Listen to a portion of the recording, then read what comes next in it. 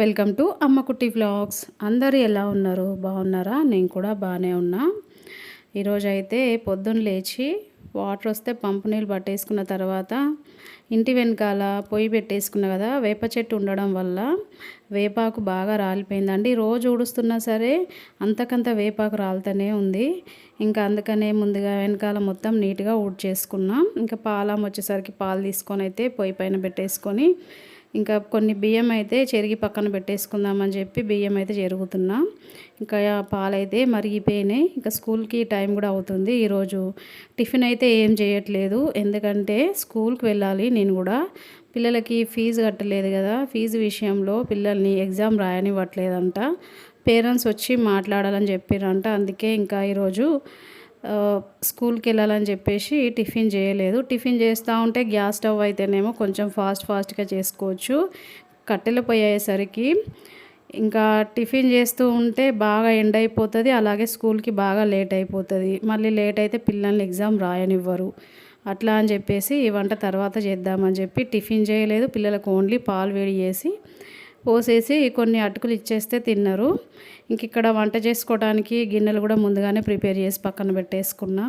ఇంకా వచ్చిన తర్వాత కొంచెం ఏ టైం అవుతుందో తెలియదు కదా, కొంచెమైనా కూడా టైం సేవ్ చేసుకోవచ్చు అని చెప్పేసి అట్లా పక్కన పెట్టేసుకున్నా. ఇక్కడ కనకాంబరాలు అయితే చాలా పూస్తున్నాయండి. ఎండకు అనుకుంటా మంచి డార్క్ ఆరెంజ్ కలర్లో ఉన్నాయి, లైట్ ఆరెంజ్ కలర్లోకి వచ్చేస్తున్నాయి. కానీ చాలా బాగా పూస్తాయి. మాకున్నాయి 2 చెట్లు. పూలు అయితే చాలా బాగా పూస్తాయి. పిల్లలకైనా పూలు తెంపి పూలు అల్లేసి పెడదామంటే పిల్లల స్కూల్లో పూలు పెట్టుకోనివ్వరు. అందుకే అలా పూలన్నీ పూసి రాలిపోతున్నాయి. ఇంక ఇక్కడ టైం అవుతుందని చెప్పేసి ఫాస్ట్గానైతే నేను రెడీ అయిపోతున్నా. పిల్లలకు వచ్చి 10కి ఎగ్జామ్ స్టార్టు.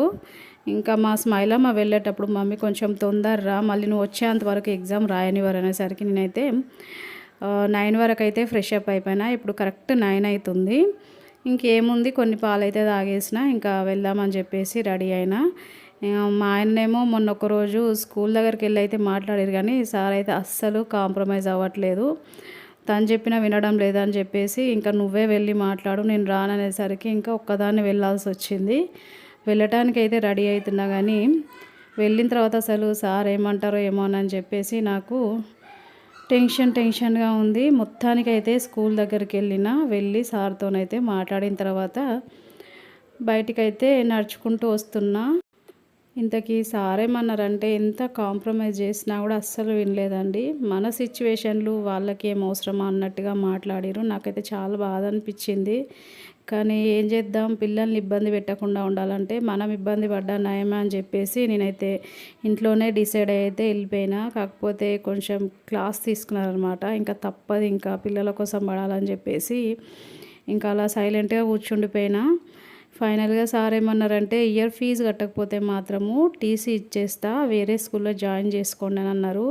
నాకు ఆ మాట వినేసరికి చాలా బాధ అనిపించింది. అసలు ఈ సిచ్యువేషన్ ఎందుకు ఇలా నాకు ఒకదాని తర్వాత ఒకటి వస్తుందని అనిపించింది. ఇంకా ఏం చేద్దాంలే, ఎన్నో ఒక దగ్గరైనా అడ్జస్ట్ చేసి కట్టేసేయాలని చెప్పేసి మా ఆయనతో చెప్తే సర్లే కట్టేద్దామని అయితే అన్నారు. మరి చూడాలి ఏమవుతుందో.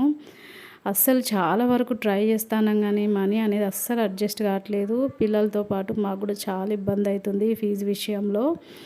ఇంకా నేను అక్కడి నుంచి ఇంటికైతే వచ్చిన తర్వాత 11 అయిపోయింది. ఈరోజైతే కాకరకాయ కర్రీ అయితే వండుదామని అనుకొని ఇంకా అన్నీ ప్రిపేర్ చేసుకొని ఇక్కడ పొయ్యి దగ్గరకు వచ్చేసరికి ఎండ అయితే ఫుల్ అయిపోయింది. ఇంకా పిల్లలు వచ్చే వరకు ఈ గ్యాప్లో వంట అయితే ప్రిపేర్ చేయాలి.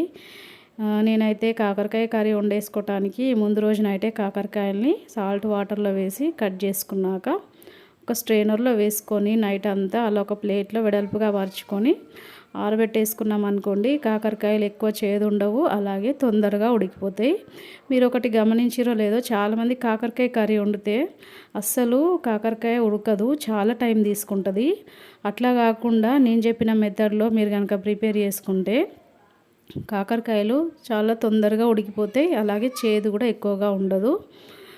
మళ్ళీ నాకు ఈ కాకరకాయ కర్రీ అంటే చాలా ఇష్టం అండి. పిల్లలకి మా ఆయనకి అంత ఇష్టం ఉండదు, కానీ నాకు చాలా ఇష్టం. ఇంకా ఈ కర్రీ వండిన తర్వాత అన్నం అయితే వండేసేయాలి. ఈ ఎండకి కట్టెల పొయ్యి పైన వంట చేయాలంటే నాకైతే చికాకొత్తందండి. మా ఇంటి సైడ్ ఎండ బాగా వచ్చేస్తది. స్కూల్ దగ్గర నుంచి సగం దూరం నడుచుకుంటూ వచ్చేసరికి ఆ ఎండకి మొత్తం తలనొప్పి వచ్చేసింది నాకు. ఇంక ఇక్కడ ఎండలో కూర్చొని వంట చేసేసరికి ఇంకా తలనొప్పి ఎక్కువైపోయింది. ఇంక ఇప్పుడు వంట చేసేసిన తర్వాత ఇంకా మా మామయ్యకి కూడా అన్నం వండేసేయాలి. అన్నం వండి మాకు వండుకోవాలి. ఇంక తనకు పెట్టిన తర్వాత ఇంక పిల్లలు వచ్చేస్తారు. వచ్చిన తర్వాత ఇంక మా ఆయనకి పిల్లలకి అన్నం పెట్టేసి కొంచెం తినిన తర్వాత కాసేపు రెస్ట్ తీసుకున్న తర్వాతనే మిగతా పనులు చేసేయాలి. అస్సలు ఈరోజు నా మనసేం బాలేదు. ఎందుకంటే నా టైం బాలేక అందరితో మాటలు పడాల్సి వస్తుంది నేను. అందుకే మీకు చెప్తున్నా నేను ఒకటే నా అనుభవంతో. మనుషుల దగ్గర ఏమున్నా లేకున్నా కూడా డబ్బులు అనేది కంపల్సరీ ఉండాలండి. ఎందుకంటే డబ్బులు ఉంటేనే మనుషులకు వాల్యూ ఇస్తారు.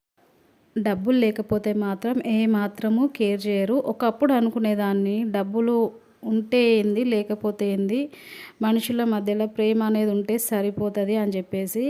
కానీ ఇప్పుడు నేనున్న సిచ్యువేషన్లో నాకేమనిపిస్తుందంటే ఇంట్లో వాళ్ళైనా బయటి వాళ్ళైనా తోడబుట్టిన వాళ్ళైనా ఎవరైనా సరే అండి మనీకే వాల్యూ ఇస్తారు. డబ్బులు ఉంటేనే మనిషికి విలువ ఇస్తారు. అదైతే నాకు ఇప్పుడు బాగా అర్థమవుతుంది. ఇంకా నేను వంట చేసుకునేసరికల్లా పిల్లలు వచ్చేసిరండి. వచ్చిన తర్వాత వాళ్ళకి పెట్టేసి ఇంకా తలనొప్పి వచ్చేస్తుంది కానీ కాసేపు మధ్యాహ్నం పడుకున్న తర్వాత ఇంకా సాయంత్రం లేచి మిగతా పనులన్నీ కంప్లీట్ చేసుకున్న తర్వాత చపాతీలు అయితే ముందుగానే చేసి ఒక ప్లేట్లో వేసేసుకున్నా. ఇంకా ఈ చపాతీలను అయితే మళ్ళీ కాల్చుకుంటున్నా. ఎందుకంటే ఈరోజు గురువారం కాబట్టి నేను ఫాస్టింగ్ అనమాట. అందుకే చపాతీలు అయితే వేసుకుంటున్నా. ఇంక ఇక్కడ మళ్ళీ చీకటి అయిపోతే చీకట్లో కనిపిస్తుందో కనిపించదో, ఇక్కడ లైట్ కూడా లేదుగా అని చెప్పేసి కొంచెం వెలుతురు ఉండంగానే స్టార్ట్ చేసినా కానీ చపాతీలన్నీ కంప్లీట్ అయ్యేంత వరకు అయితే చీకటి అయిపోయింది. ఇక నేను చపాతీలు చేస్తుంటే మా మిల్కమ్మనేమో మమ్మీ నాకు ఇవా నేను తింటా అని చెప్పేసి ప్లేట్ తెచ్చుకోమంటే ఒక పేపర్ పట్టుకొని పేపర్లోనే తింటా అని చెప్తుంది. సర్లే అని చెప్పేసి అయితే తనకైతే వేసి ఇచ్చిన. నేను చపాతీలు చేస్తుంటే వేడి వేడిగా చపాతీలు తిన్నామంటే మా మిల్కమ్మకు చాలా ఇష్టం. సర్లే అని చెప్పేసి తనకైతే వేసిస్తే తనైతే తింటుంది. మా స్మైలమ్మని అడిగితేనేమో నేను ఇంట్లోకి వెళ్ళిన తర్వాత తింటా మమ్మీ అనేసరికి సర్లే అని చెప్పేసి నేనైతే మిగతా చపాతీలన్నీ కాల్ చేసుకుంటున్నా. మరి ఇదండి ఈరోజుటి వ్లాగు. మీకు నచ్చిందా? నచ్చితే లైక్ చేయండి, నాకు సపోర్ట్ చేయండి. వీడియోని మీ ఫ్రెండ్స్కి రిలేటివ్స్కి షేర్ చేయండి. అంతకన్నా ముందు మన అమ్మకుట్టి ఛానల్ని సబ్స్క్రైబ్ చేసుకోండి. ఓకేనా? Bye friends. నెక్స్ట్ వ్లాగ్తో మళ్ళీ కలుద్దాం.